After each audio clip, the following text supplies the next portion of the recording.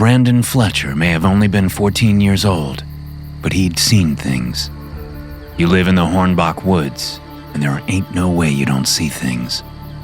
Fairy lights at night, the shadows that don't move even when the moon shifts. That thing with claws that always sleeps by the old white oak log down by Rummy Creek. Mr. Gripple. Even the thought of that haint made Brandon shiver despite the July heat. The woods may have been normally cool and shaded, but even they couldn't withstand the hottest July in history.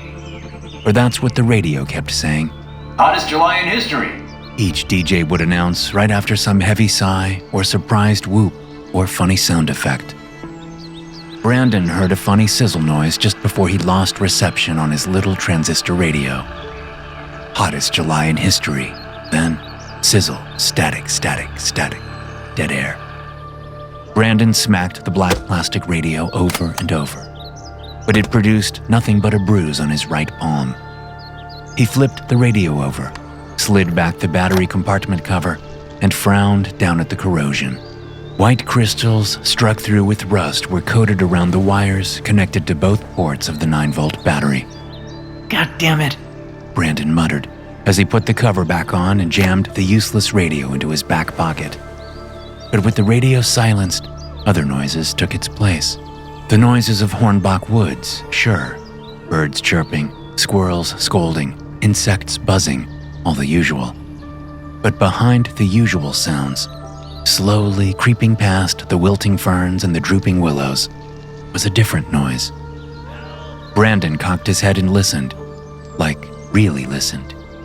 Listened like when Daddy was in his cups and he and his older brother had to watch what they said or how they moved in order to avoid a wallop upside the head, or worse.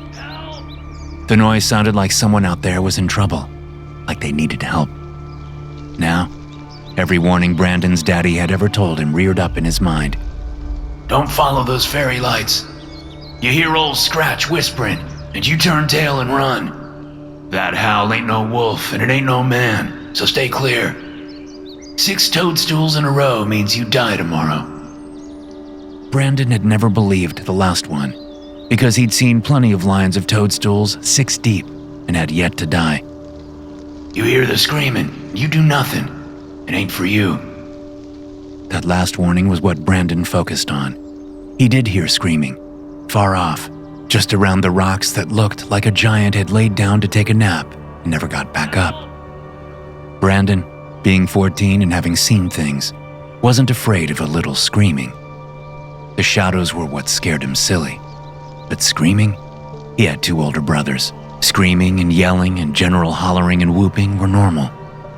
So off he went, down the hill and around the giant rocks, out of the woods and across the wildflower meadow, back into the woods and past the clump of cedars until he came to the source of the screaming. The Helen Tunnel. The tunnel had been built at least 100 years before in order to cart the silver from the mines up on the mountain down to the planned refinery. Except what should have been millions of dollars of silver turned out to be 2 short veins that petered out before the tracks could even be laid in the tunnel. For folks back then, the tunnel had been a blight on the woods.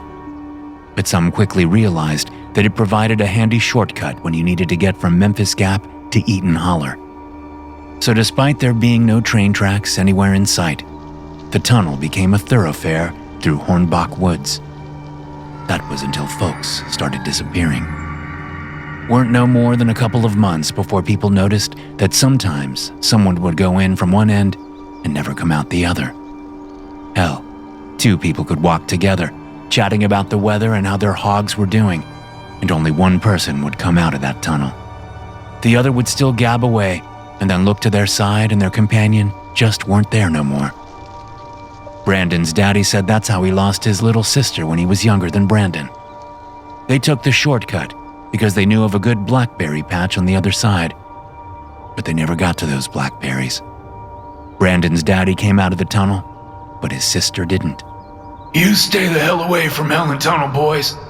Brandon's daddy would snap at them, his finger jabbing as it trembled from the DTs because Daddy had run out of hooch money. Even the moonshiners wouldn't give him a jar on credit no more. With his daddy's words in his head, Brandon walked on until he came to the mouth of the Helen Tunnel. It was all boarded over. The locals were tired of their kin going missing, so they finally got a party together and closed that tunnel up tight. Except, from what Brandon could hear, it wasn't so tight no more because someone had gotten themselves trapped inside. Help! A young boy screamed and screamed, his voice raspy and hoarse. Hello? Brandon called out from several yards away.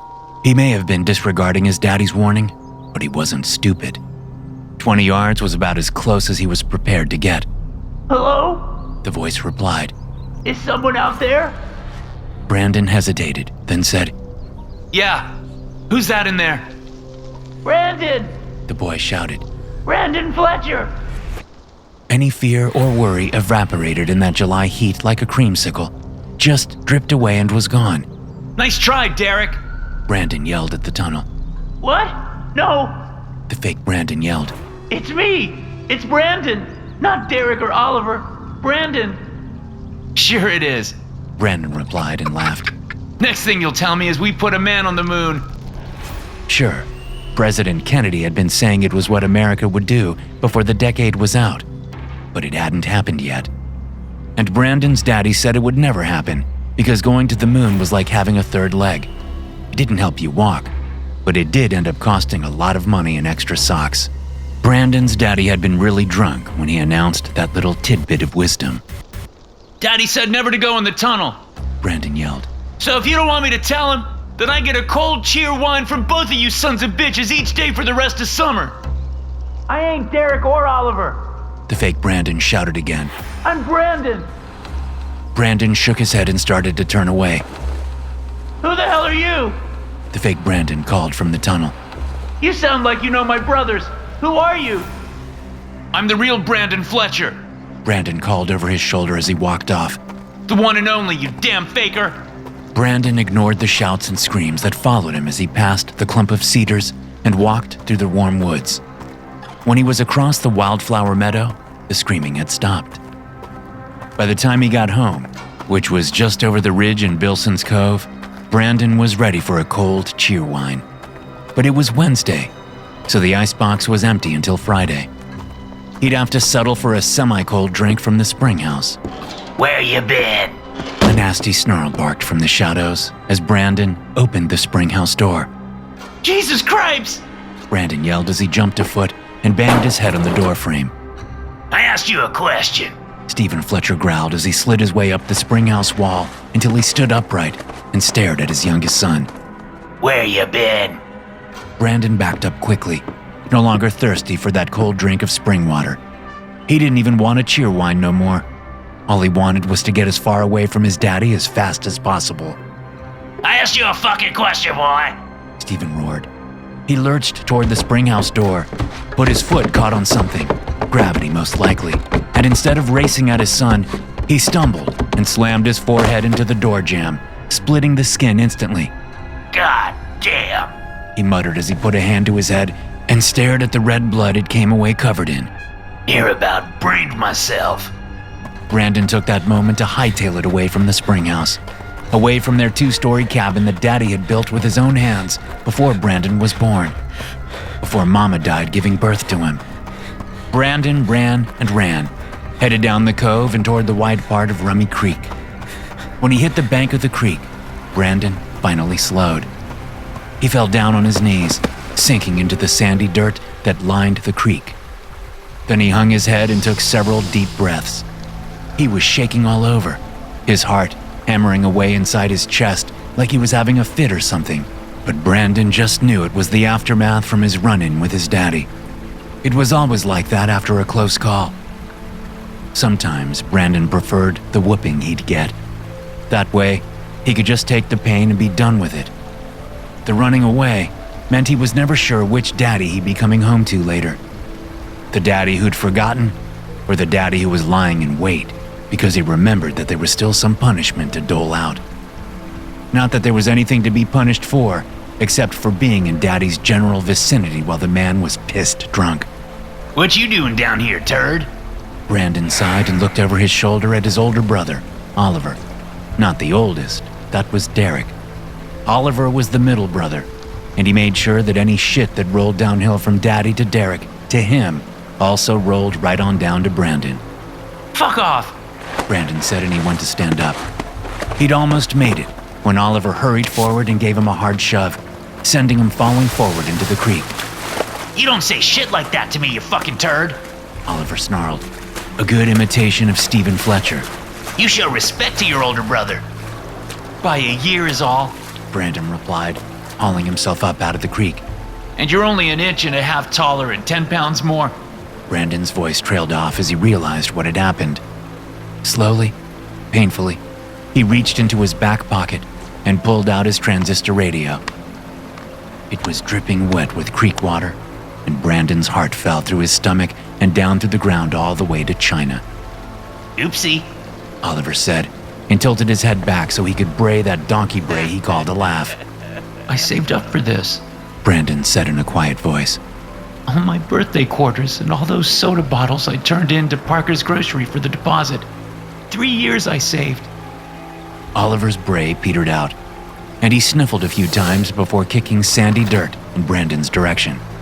Ah, quit your bitching, He said. It'll dry out. It won't, and you know it. Brandon said, his voice still quiet. It's ruined. Well, then I guess you should start looking for soda bottles again. Oliver said and shrugged. Because Daddy ain't giving you out no more birthday quarters. Not when he can spend them on hooch and shine. The reality of that statement hung between them. It'll dry out, Oliver said again, but without any conviction or belief in his voice. Then he turned and hiked up the trail, headed toward home.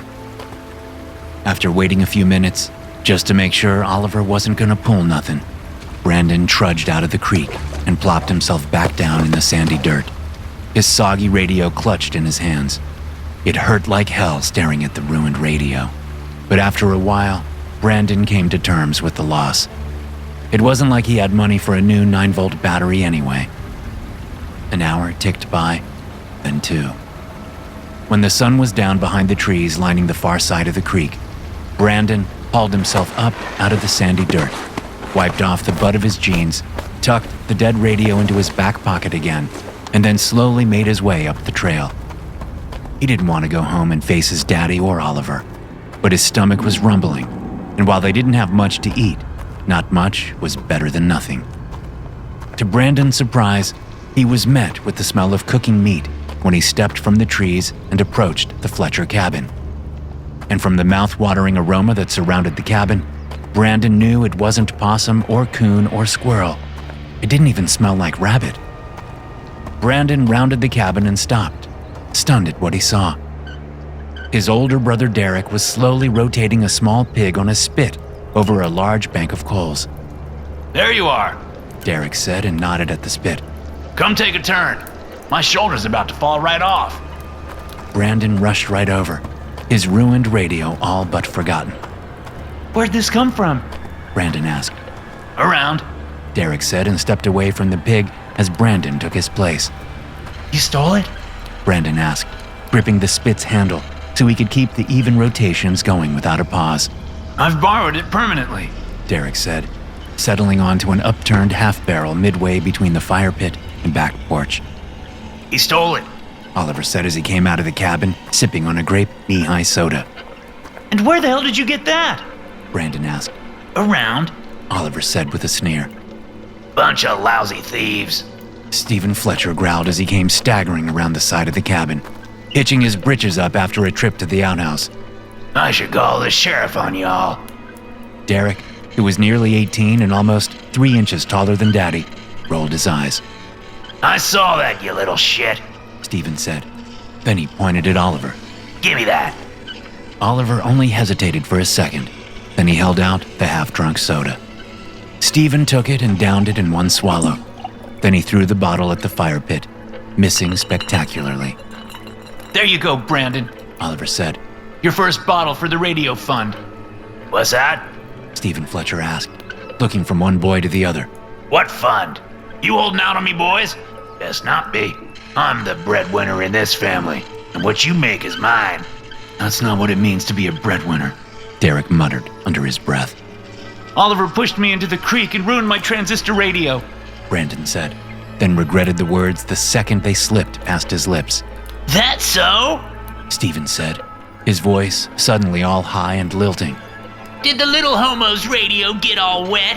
Huh? You little homo? Is that what happened? He held out his hand. Let me see it.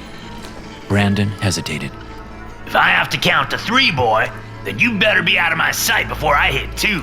Stephen snapped, his face turning red as his rage began to grow.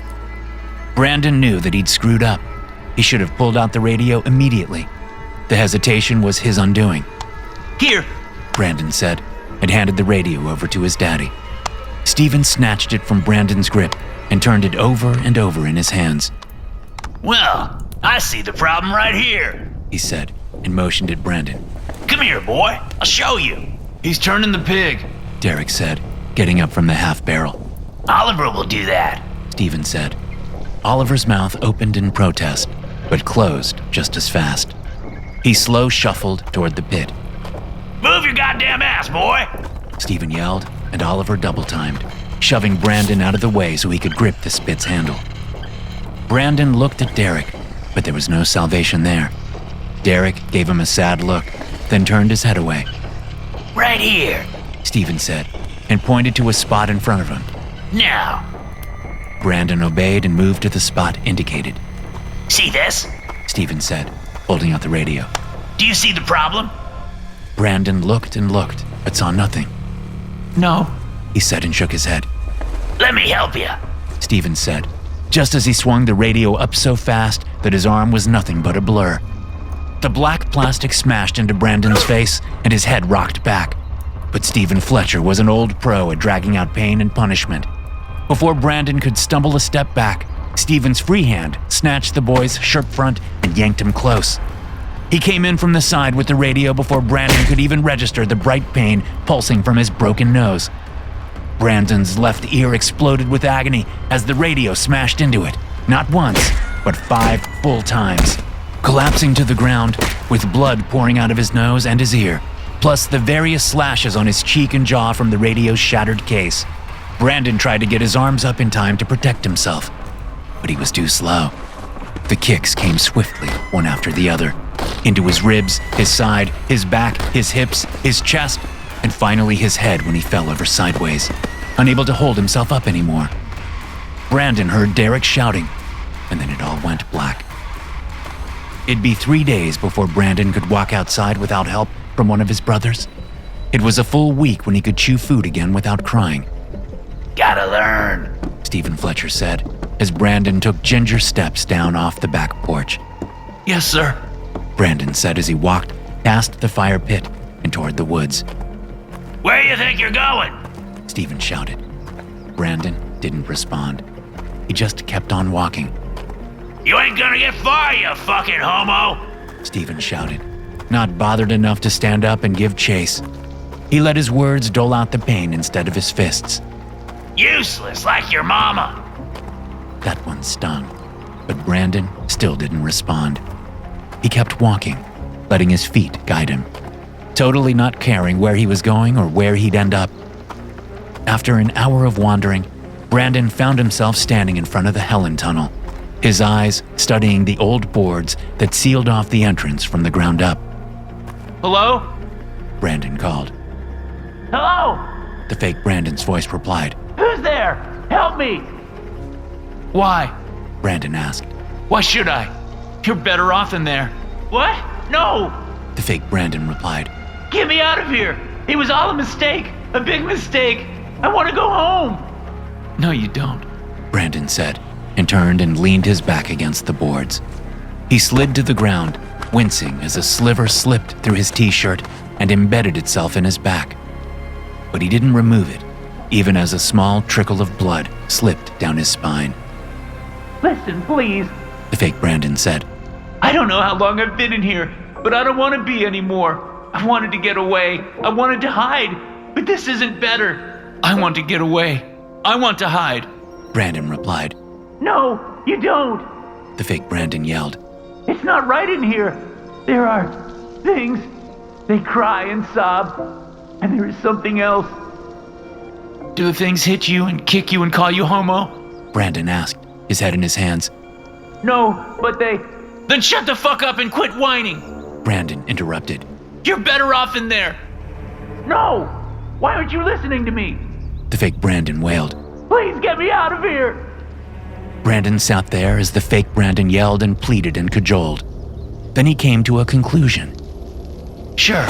He said and slowly stood up. His legs had fallen asleep, and he had to brace himself on the boards while he shook out his left leg, then his right, frowning at the pins and needles that shot up and down his limbs. I'll get you out. There was no response. You could be a little more grateful. Brandon muttered. Still no response. Fine, I don't care. He said and walked away from the tunnel. I'll be back tomorrow with tools. He didn't wait to see if that would get a response, just made his way from the tunnel and back toward home. The next morning, the sun had barely risen when Brandon got himself up and went to the sagging tool shed out back. What's going on, B? Derek asked, startling Brandon, so he dropped the pry bar he'd taken from the shed. And that wasn't all he had. You going camping? Brandon bent down and picked up the pry bar. Then he picked up his knapsack and thin as tissue paper sleeping bag, a remnant from his daddy's time in the Korean War. I'm leaving. Brandon said, avoiding his brother's gaze. For good. Are you now? Derek asked. He sounded a little too much like Daddy for Brandon's taste, so he shoved the pry bar up under his older brother's nose and snarled. Don't you even try to stop me. I'm done with this goddamn place. I hear you. I do. Derek said, and slowly pushed the end of the pry bar out of his face. But where are you gonna go? A place. Brandon said. Somewhere Daddy won't look. I'll lay low until he forgets all about me. Then I'll head west. West? Why west? Derek asked. Brandon shrugged. I hear California is nice. All the girls are the best and there's sun and surfing and... Derek's sudden laugh cut Brandon off, and he scowled at his brother. What? Brandon snapped. You think California is just exactly like a Beach Boys song? Derek asked, wiping tears from his eyes as he continued laughing. You ever read Grapes of Wrath? It'll be more like that for a dumb kid like you. Sad and lonely and full of misery. You won't last a week before you're having to do things for old men just to get food money. What does that mean? Brandon responded. If you have to ask, then you definitely won't survive out there. Derek said, then moved out of Brandon's way. But if you want to go, then just go. I am. Brandon said and stomped off. Good. Derek said. See you in a week, little brother. Not hardly. Brandon yelled back over his shoulder. Then he was swallowed up by the shadows of the Hornbach woods. He never looked back once. When he reached the tunnel, Brandon swung the pry bar loosely in his grip while he studied the old boards in front of him. You in there? He yelled. There was no answer. He held up the pry bar like he was wielding a sword. If I let you come out, and you come at me like some mutant cannibal, just know I won't even hesitate to brain you, he said, shaking the pry bar at the boards. I'll crush your skull so fast you won't have time to cry for your mama. He was met with only silence. Brandon took off his knapsack and set it and his sleeping bag down on the ground a few feet from the tunnel. Then he went to the board he thought looked the weakest and jammed the pry bar up under it. He may have been 14, but he hadn't started putting on muscle like his two older brothers had at that age. It was probably why his daddy called him homo all the time and made fun of his scrawny arms and legs. Well, there wasn't going to be any more of that crap no more. No, Brandon would open up the tunnel and let the weirdo out, even though Brandon doubted the kid was trapped in there. If you could get in, you could get out. Then he'd take the kid's place and lay low like he told Derek he would. Eventually, blisters appeared on Brandon's palms as he struggled to get the boards free. But after an hour of trying, he managed to pop off enough boards that there was a Brandon-sized gap staring at him. Setting the pry bar down, he went to his knapsack and opened the top flap. He pulled out his daddy's old army canteen and took a swig of spring water. Then he capped it, wiped his mouth, and pulled out the one thing he knew his daddy would lose his shit over once he found it missing: their only flashlight. Brandon shone the light in through the gap, studying the dank, dark space inside the tunnel. It looked like it went on for miles and miles, even though he knew the other end was less than half a mile away. That end had been boarded up too, of course, but Brandon had never seen it. It was too much of a climb to get up over the mountain to the other side, and town was the opposite way, so there was not much call to go that direction anyway. Hello? Brandon shouted again. He swung the flashlight to the left, then to the right. Then he stopped as he saw something on the ground against the tunnel wall. What is that? He muttered. He went back and got his knapsack and sleeping bag. Then he picked up the pry bar and stepped back to the opening he'd made. Brandon flashed the light into the tunnel once more, then tossed his knapsack, the pry bar, and sleeping bag through. He hooked a leg up over the lower board framing the gap so he could squeeze through and into the tunnel. Once on the other side, he picked up his knapsack and sleeping bag and walked over to the wall of the tunnel. I don't understand, was all he could say as he aimed the flashlight down on the pile of stuff on the ground. A knapsack and a sleeping bag, exactly like the ones he held in his arms.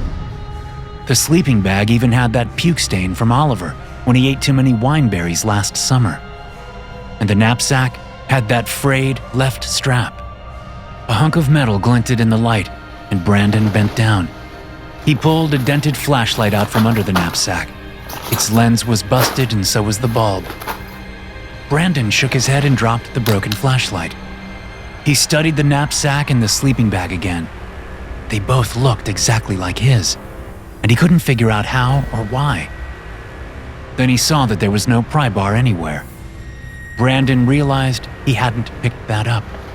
He spun around and shone the light all over the ground. The pry bar wasn't anywhere, even though Brandon knew he tossed it into the tunnel. It was heavy as hell, so it couldn't have gone far. Brandon set his knapsack and sleeping bag down a few feet from the ones that were already there. Then he spent the next few minutes scouring the ground around the tunnel's entrance. No pry bar. Well, shit, he said and shook his head. He was tired and thirsty and hungry. He had a little bit of old, dried cornbread in his knapsack, so he turned and went to fetch it. Then he saw that there was only one set of knapsacks and sleeping bags. The set that had been sitting there before was gone. Only his set that he'd brought was left. A scraping sound behind him caused him to whirl around. He spun too fast and smacked the front of the flashlight into a board that was sticking out at a bad angle. The flashlight's lens and bulb both cracked, plunging Brandon into darkness. But how could that be? Light should have been coming through the gap he'd made. Tossing the broken flashlight aside, Brandon rushed forward with his hands out until he smacked his palms into the boards. He felt back and forth, up and down, but there was no gap. The entrance was sealed tight. Hello? He shouted and pounded his fists against the boards until he felt warm blood trickle down his wrists and forearms from all the splinters he was jamming into his skin. Hello? Brandon shouted and shouted until his voice was nothing more than a hoarse rasp. Finally, exhausted and terrified, Brandon stumbled his way in the pitch dark over to the tunnel wall. He got on his hands and knees and crawled around until he found his knapsack. Once he found it, he yanked out the canteen and drank until his raw throat was soothed. Then he curled up in a ball and lay there until he fell asleep. The next morning, or what he guessed might be morning since he thought he could hear birds chirping from outside, Brandon got up and started the pounding and yelling all over again. But no one responded. No one came to help him. After what felt like days, weeks, months, years, Brandon gave up all hope and lay down in front of the entrance, his knees tucked up to his chin. He cried and cried. And he wasn't the only one. He heard other sobs, other cries and whimpers in the dark. But something told him not to interact. Maybe it was all the warnings his daddy had given him over the years. Maybe it was just common sense that if you hear crying in a pitch-dark tunnel, you don't call attention to yourself. More time went by, and Brandon felt like he was wasting away into nothing. "You'll get out," a thin voice said close to Brandon's ear. He jumped and scrambled away on his hands and knees. You'll get out, The voice said again. you always do. You're the lucky one who ain't so lucky. Then there was a high cackle, and Brandon felt something slither by him, its skin clammy and cold as it barely brushed one elbow. But you'll always be here too. The voice called from far off down the tunnel. Always here in your pain. Brandon got up and started pounding on the boards. He shouted and shouted, screamed and screamed, ignoring the pain in his throat. Help! He cried. Hello? Brandon froze. Someone was out there on the other side. It sounded like a young boy his age. Hello? Brandon replied. Is someone out there? There was a pause then. Yeah. Who's that in there? Brandon! Brandon shouted. Brandon Fletcher! Nice try, Derek. Came the response. What? No! Brandon yelled. It's me! It's Brandon! Not Derek or Oliver! Brandon! Sure it is. The other boy replied and laughed. Next thing you'll tell me is we put a man on the moon. Then it hit Brandon. He was talking to himself. That was him out there, from before. And right then, he knew that he would get out, but that he'd always be trapped inside too. Inside a nightmare that hadn't started in Helen Tunnel or in Hornbach Woods, but had already started when he was born and his mama had died. But you'll always be here too. The words from the slithering thing echoed in his head. Daddy said to never go in the tunnel. The outside Brandon yelled. So if you don't want me to tell him, then I get a cold cheerwine from both of you sons of bitches each day for the rest of summer. Brandon took a deep breath and started the cycle again, knowing he'd eventually get out somehow, but unsure of when all of it would end, or if it ever would. Thanks for listening. If you enjoy these stories, be sure to subscribe to the podcast and check out some more of my episodes here.